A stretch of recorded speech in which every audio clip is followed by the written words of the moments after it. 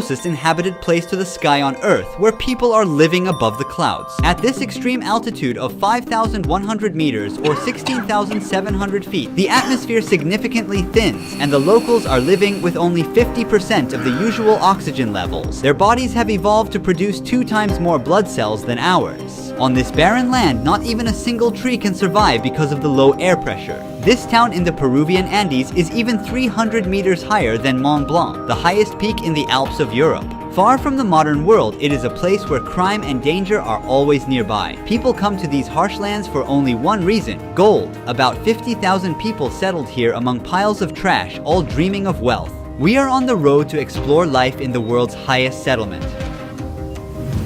Pull over. Yeah, pull over. Careful.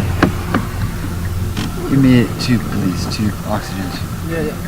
Please. Climbing above 2,000 meters in a day can trigger altitude sickness for someone used to sea level, but as of now we have already doubled that elevation level. Very deep. Headache, dizziness, and nausea are the first symptoms. Followed by coughing, it may cause shortness of breath. Immediate help is crucial when rapidly progressing altitude sickness leads to fluid accumulation in the lungs. At high altitudes, the body loses about twice as much water through breathing, so it's important to keep hydrated. Look at the elevation here, friends. So that mountain is as high as that cloud. So we're gonna go above the clouds. Don't worry about us, we're fine. We're gonna inhale these as the altitude rises. Nothing happens to people from here. They have an adaptation to this situation. Atmosphere layer gets thinner and it makes it harder to inhale the oxygen. But we will get used to it. The place we're heading to is a mining town. Deadly chemicals like cyanide and mercury used in gold processing have contaminated the soil and agricultural water in the settlement. Before starting the journey, we also packed plenty of food and clean drinking water. We're born here. We are adapted to this elevation. The normal oxygen level in blood should be between 95 and 100%. Below 80%, vital organs become negatively affected. I'm trying to normalize my current 72% level with oxygen, but it's a temporary solution as we're going up higher every minute. The town is literally surrounded by tons of waste stretching for miles. Nature has given place to piles of garbage. The moment we arrived, a sickening odor hit me suddenly. We are at our hotel in La Rinconada. Our guide is setting up the oxygen tank for us. What is the name of this hotel? Cielo means sky.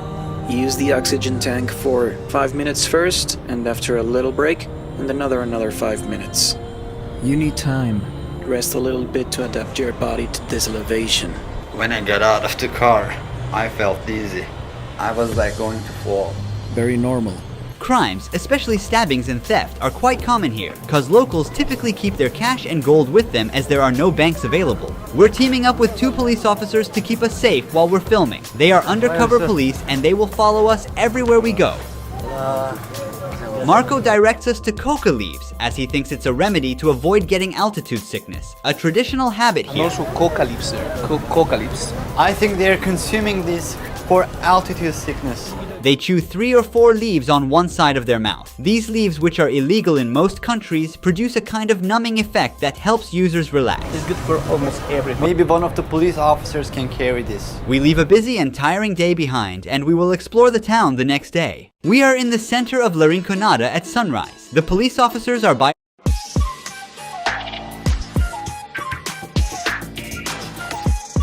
our side. The surroundings are full of local cafes, markets, and people. Even though I just woke up, my body feels dead tired, like it hasn't rested in days. Walking is hard with the dizziness and nausea. The dry air gives me a sore throat and chapped lips. As the night gave way to daylight, piles of garbage in the side streets became more visible. Even though it's summer and we are close to the tropics, the ground is frozen.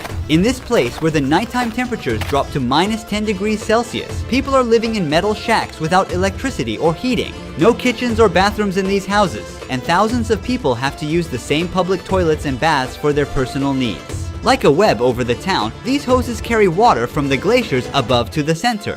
Almost nobody we meet here is originally from this place. Most have come from other regions of Peru with the dream of finding wealth through mining. The gold prices multiplied sixfold between 2001 and 2012 and led to a population boom in the area. However, the conditions are extremely harsh for the 50,000 people living here. There's been no effort to develop infrastructure suitable for the growing population. Every day, thousands of people throw their garbage on streets indistinguishable from dumping sites. There are no services from the government to pick up this trash. People are on their own.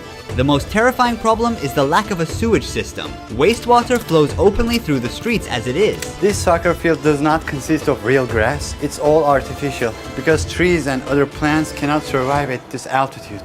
The town is located around the mountain called La Bella Durmiente, meaning Sleeping Beauty. Can you see here the face and the body? It's a lady, she's sleeping here. The shape of the mountain. The town blends into the sky with its chaotic gray structures. Every morning, workers walk for kilometers uphill to reach the mines. Filled with dangerous gases, the working conditions inside these tunnels are extremely tough. La Rinconada is also called the Devil's Paradise. This is because it's a town ruled by illegal companies that control the mines. There are signs near the tunnels that order to shoot those who enter without permission. No matter the warnings, we are determined to get inside these mining tunnels. Well, we'll try to see how they work. Our friends, they said, probably we can get very close. Can you see the lady there? The lady, Yeah, she's a lady up there.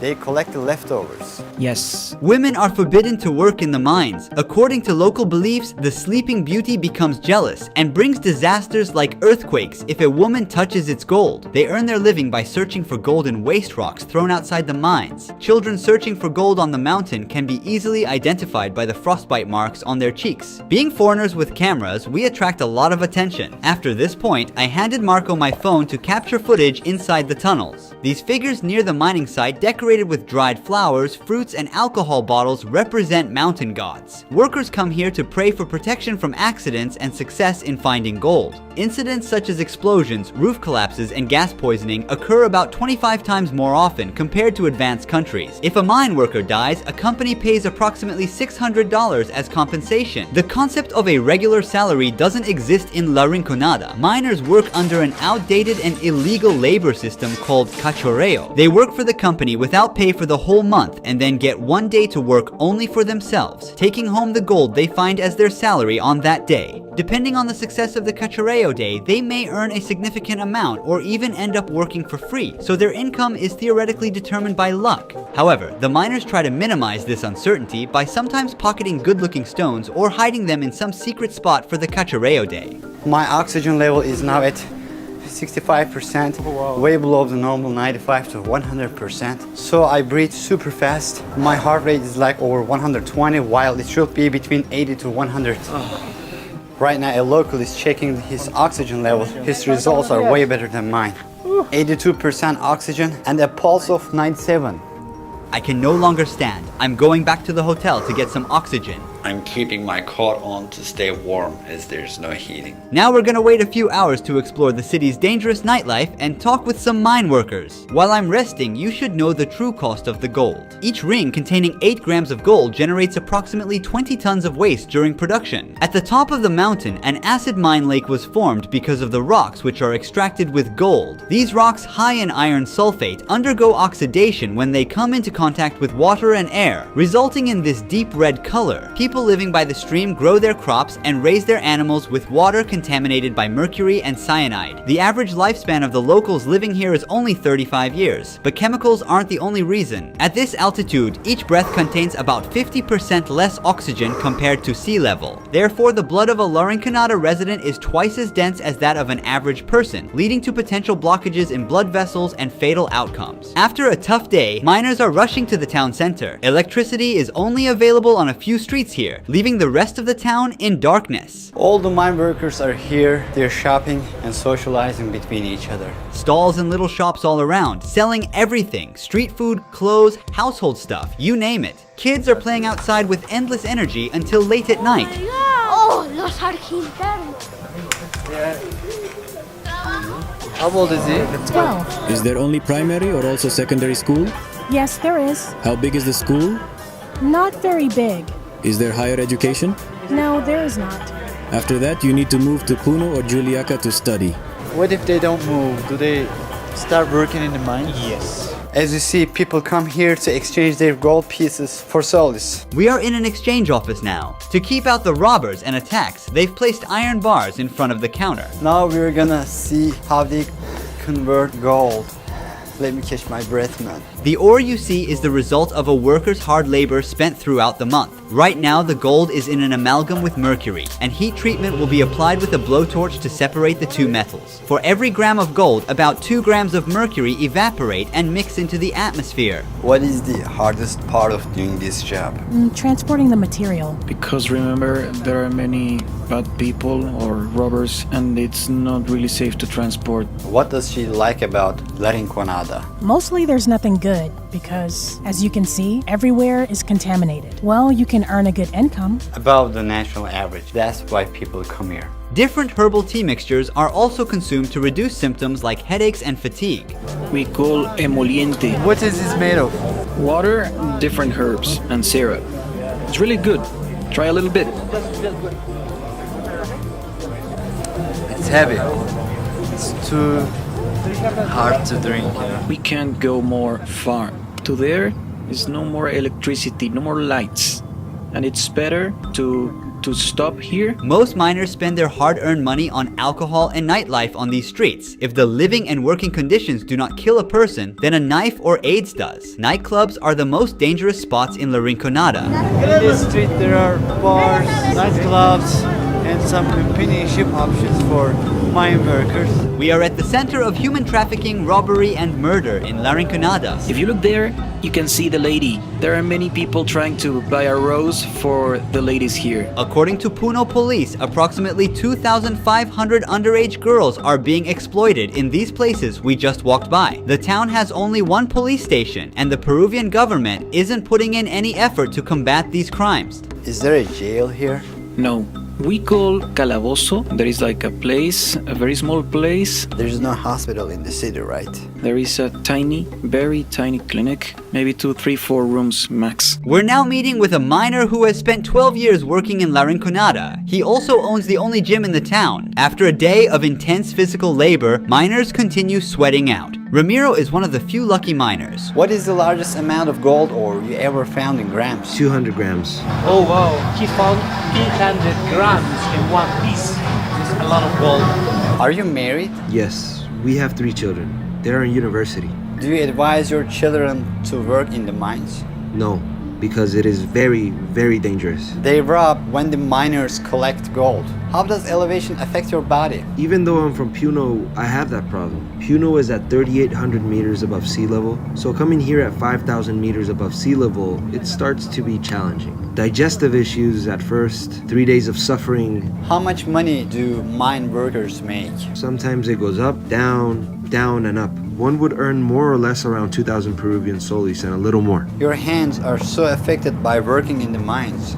I accidentally hit myself with a rock while trying to separate the mineral from the gold. So you're using a stone to crush, and then suddenly, bam, injuries, injuries, injuries, especially on this side when you're crushing. Are there any passed away mine workers? It's quite constant. The mine, many say, is for strong men.